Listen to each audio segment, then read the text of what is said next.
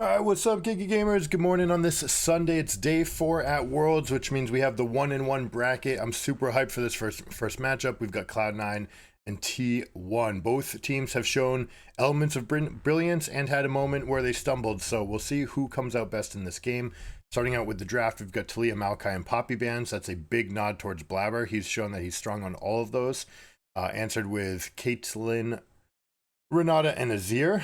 Interesting to see Caitlyn come off, which means that, you know, you're potentially opening the door for something like Draven, but it's very bizarre to see Caitlyn come out, potentially a nod to Gumayusi. And then into the draft, we had Xayah, Rumble, and Jarvan, which I absolutely love this beginning set of picks, answered by Orianna, Rakan, and Zeri. Zeri's going to have the scaling advantage. We have a very nice synergy between Orianna and Rakan. We've already seen how those function, on top of how much they enable their frontline bruisers.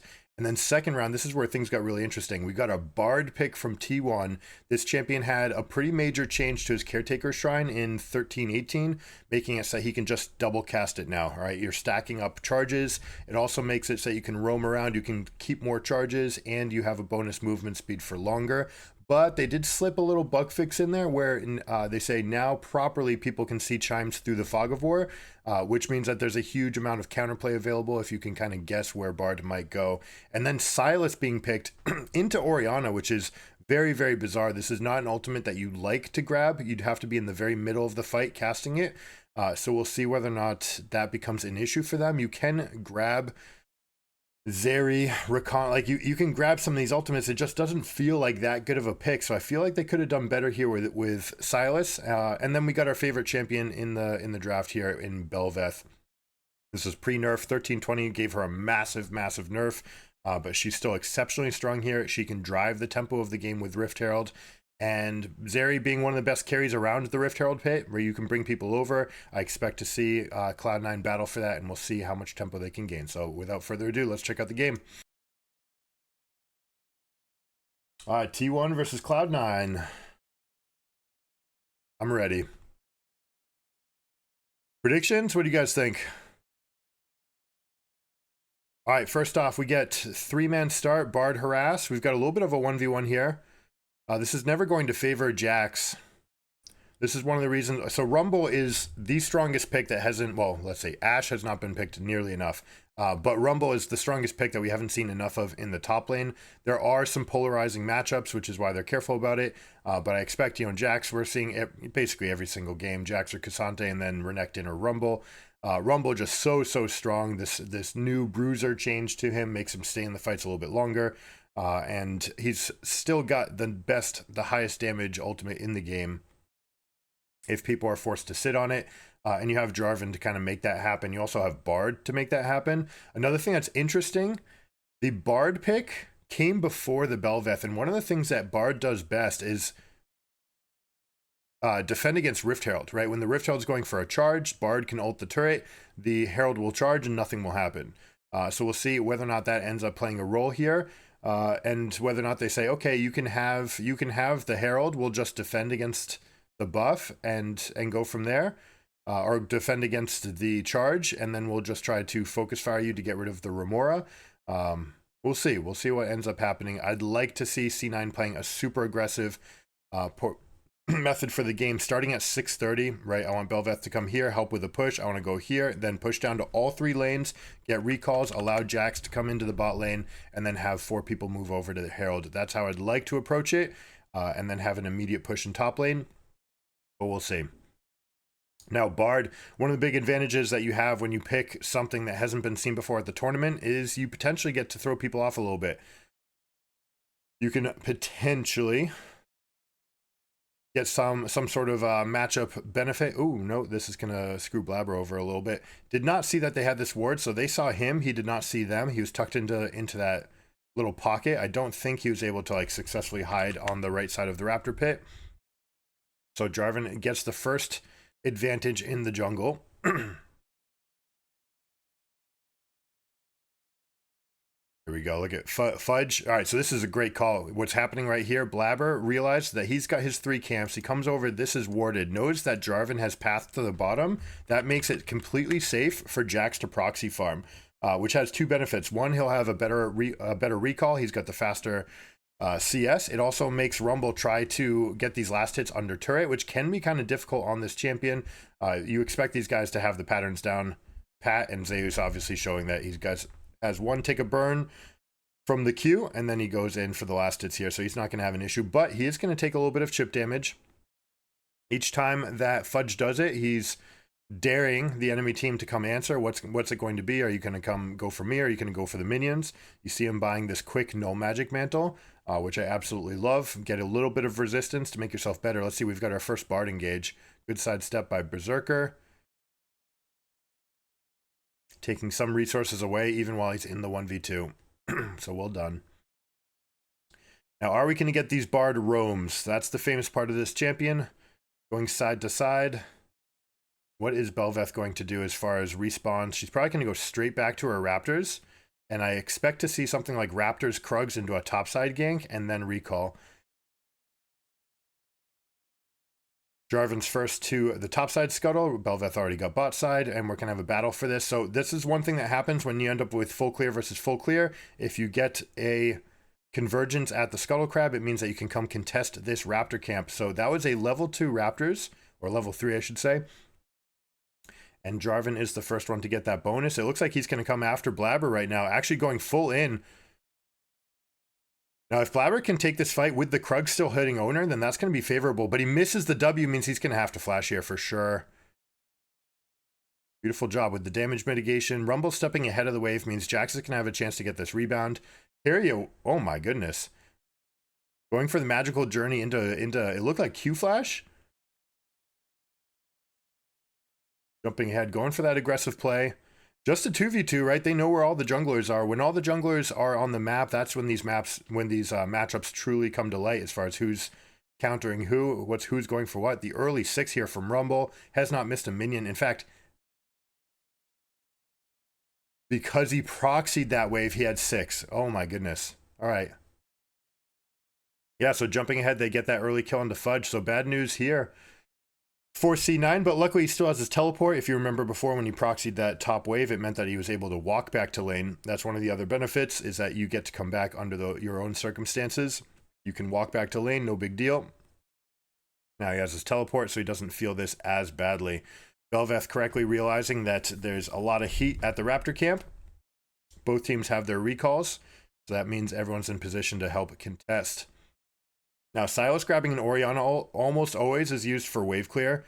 First time, you just jump into the put. You just start a melee here, dash in, ult, and then you can get an E2 off of that. Ends up getting the flash from M&S. A little bit disrespectful. It's like, how do you let that? How do you let that play happen?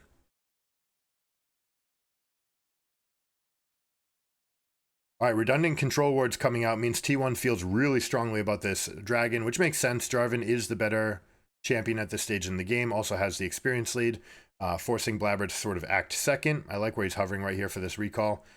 Knows that they're, or assumes that they're on dragon, so if they do decide to make a play.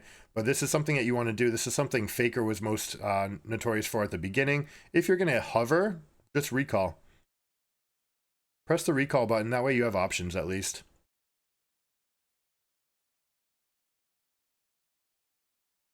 All right, priority. Going through the gates right here. We got a puppy and a monkey. That's the arcane Jinx monkey, it looks like. Giving the kills over to Bel'Veth, so going for the best distribution of the money. All right, what is Bel'Veth going to look to do? With this pickaxe, we're going to see second cycles on the topside camp. So it looks like Jarvan already has a head start here. Jarvan already up a camp, basically that Raptor camp that he was able to take away. He's got the inside track on these camps. He also just hit 6, nice fast 6 at 730, forcing Bel'Veth to react to him. We'll see whether or not this becomes a problem. Pulling red out, this is fascinating. In fact, Jarvan's going to get a little bit of misinformation right there. Walking around the corner with his A click on means that he aggroes onto the red. Silas is coming for this invade. Invading is a team-wide activity, but that means that C9 likes their chances in the bot lane, and they start going for this big chunk. I expect them to continue pushing this wave and then looking for their recall so that they can get the better recall off and they can have the faster chance to come back to lane. This is also a call on Zeri, it's worth noting. Call on both sides, actually. We had early Berserker Greaves versus early Noon Quiver. It means Gumayusi's can have no problem fighting this wave back. But Zeri probably going back now that she's very, very low on resources. Now, she's a champion that doesn't actually need a lot. She can definitely chill on low amounts. The lower mana actually increases her ability to charge the passive on her auto attack. So that is something that you have going for you when you're down low. But you see here, she actually walks all the way back to her turret, being afraid and being uncomfortable with what Bard can do. Like, Bard's coverage is different than every other champion. That means that Zeri ends up stepping back, not being comfortable with what they could potentially answer here. Uh-oh. Here we go. We've got the 2v2, a beautiful red carpet laid out. Jarvan's going to love this. Potentially, Zeus could have waited a little bit. I know that you want the chunk damage, but you'd like to have Cataclysm as well. Like, Cataclysm is such a big tool. We'll see if you use it here to peel. Normally, you see R into EQ out. Opts to just use both of them to go in. Zeus is trying to deal all this damage. Actually saves the two of them for a moment from the Spitfire. But T1 just cleaning up this fight. Blabber with a beautiful play by Zeus here. E-Flash auto with the Enrage. Just beautiful timing.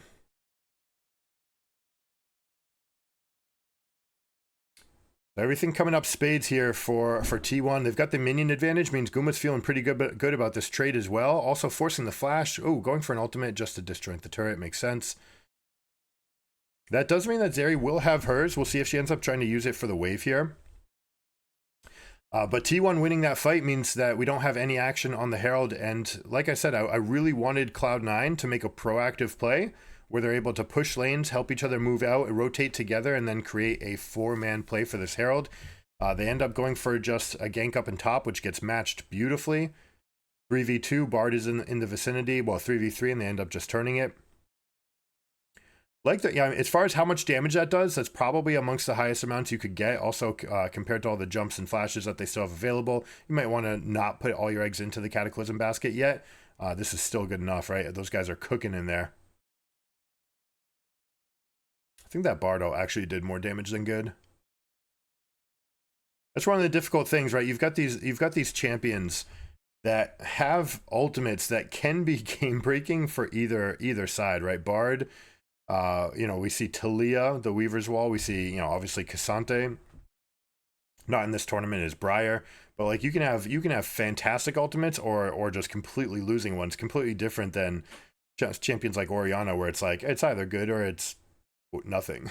Like you can whiff and that's okay, but it doesn't actually screw your team. Bard not screwing his team there, but you didn't need that one. The Flame Spitter was already cooking those guys. All right, coming into the rest of the game, I'm very interested to see what Faker's going to prioritize on Sylas as far as which ultimates he's going to take. There might be a world where he goes for the Rakan Swiftness just so that he has more mobility in the fight. I don't expect him to take Orianna's very often, although being in the middle of Jax, Blabber, Rakan, I think you could be able to get a good one off. Plus, you can have pretty good ratios on it, but you don't get the extra benefits of the ball. So that's one of the things that you do. You can't throw the ball for one, and also you're not getting the extra stats to be in the fight the way that Orianna can normally do for her champions. All right, this is a dragon that C9 cannot contest. Again, we just have this game where NA team against an Eastern team just goes into like standard league, and standard league is losing. Like, you need to be proactive. You can't just sit in your lanes and wait for the game to come to you. Tempo wins everything. Aggression wins everything. Kasparov said it about chess. Like, you need to be making moves that force your opponents into tough decisions. And if you're not doing that, then they get to make the best decision all the time because you're not asking any tough questions. So here, by just continuously coming straight back to lane over and over and over, the only rotation, we had one rotation from Rakan, and it just got matched on the same timer by Bard. Means that Bard was able to completely answer it, negate it, and actually, I mean, frankly, didn't even need to be there. It looks like they won that fight with just Jarvan and Rumble anyways. But, Bard being present. Hey, this is going to be super bad. Chemtech map makes it impossible to keep track of the Rift, by the way. So all these visions, all the wards that you're trying to lay out for yourself, and you're trying to create yourself some amount of vision presence, you basically can't do that on a chem map because there's so many Squire's Blooms coming up, and they always put the wards down to 1 health. This means that spreading out your wards becomes way more important, and also making sure that you actually get more out to put out post blooms is going to be important. You don't tend to need sweeping lens nearly as much, so basically you can go down to one sweeping lens when you're on a chem map, because you just use the one in the pit, and otherwise you can use the blooms to get the vision everywhere else. You still use a control ward because you want to drop it in the middle of a fight. When the fight's breaking out, you absolutely want to take control of whichever bush is closest. But it completely changes the map as far as like who can get where. Silas, Rumble, Jarvan, for example, all absolutely love the chem map. Also all of Adam's champions, right? The Garens, Darius's champions that are gated by movement tend to have a really tough time. But you see how much that thing sweeps, and not only does it see everything, it's turning the wards down to 1 health. It's also speeding up the people that are moving through. So many effects. That's something you have to be careful of. And on this map, you have to start moving faster. Now that's definitely going to favor Bard, right? Bard is, part of his kit is moving around the map. So he'll be able to come in and basically clear out every single one of these over and over. This game is going to look very, very difficult for Cloud9 here.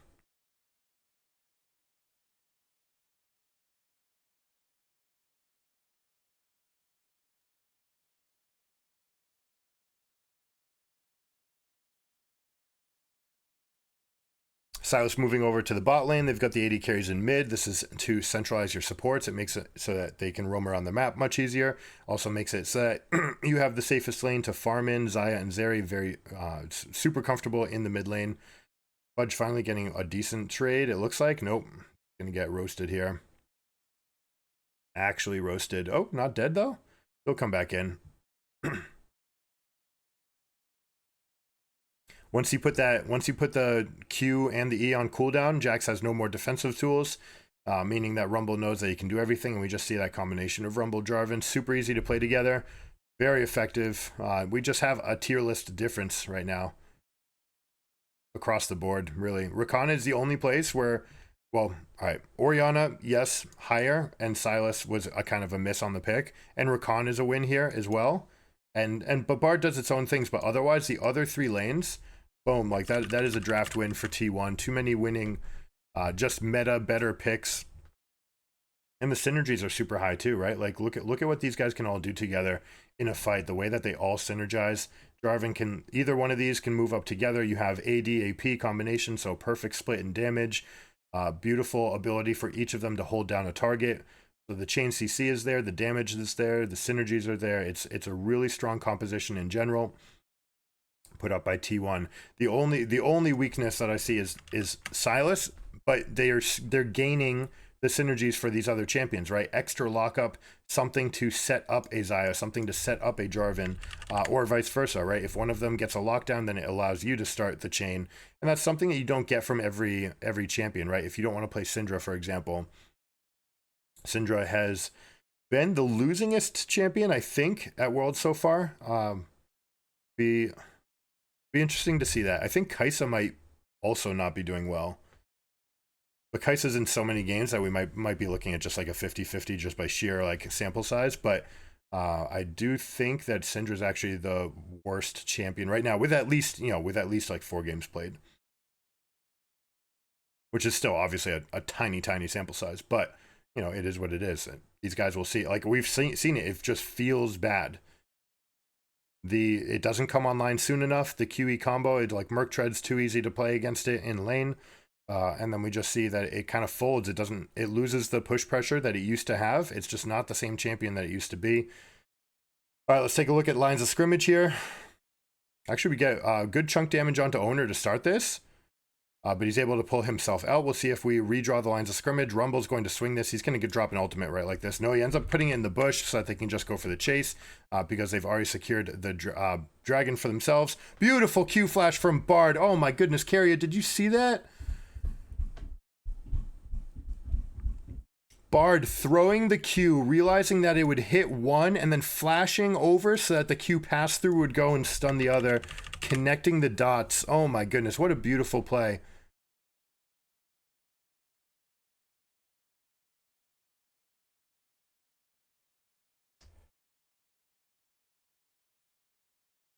Sometimes you just marvel at how good these guys are. So nice. All right, we see here, Dragon's going down to about 4,000 health. 4,000 to like 2,400 is the moment where people start getting a little bit more contentious. 2,400 is when you start seeing bursts on champions, but you see they get such a big chunk onto Blabber. That Jarvan just sits here. They all turn. You see that? Each person gives one more auto attack. Now watch this play. Q hits Berserker and flashes over to hit this so that they can get the chain CC. That is just so beautifully done. And a clean ace. This one's done and dusted, folks.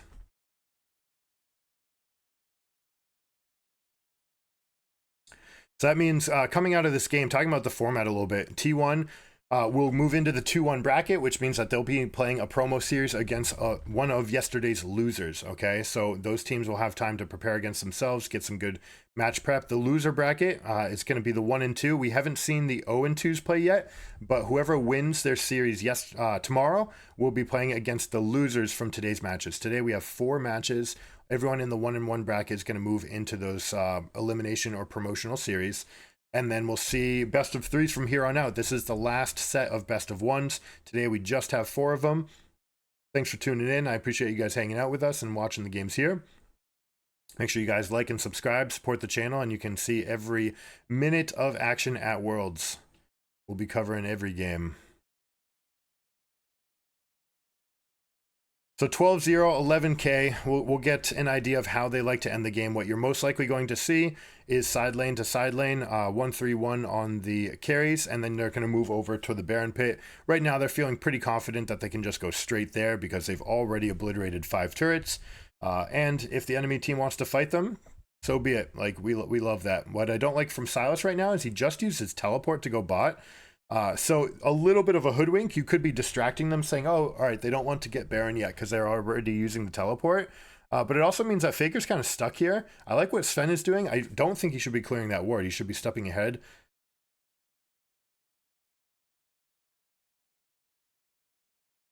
You have to press go. Like, if you think at any point that you might have a chance to pick one person ever when you're down by this much, you have to take your shot.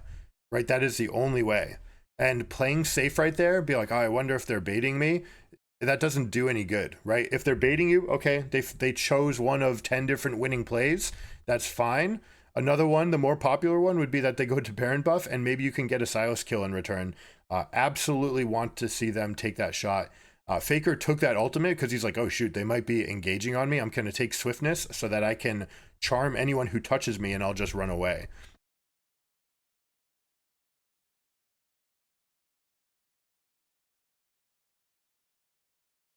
Blabber out of stacks. Nothing left for him to get. We get 706 from this Jarvan. Getting Spirit Visage next? That's bizarre. Spirit Visage makes no sense. Abyssal Mask would be fine, right? You'd be negating about 30% of Jarvan's damage, 40% of Zeri's, 100% of Orianna's.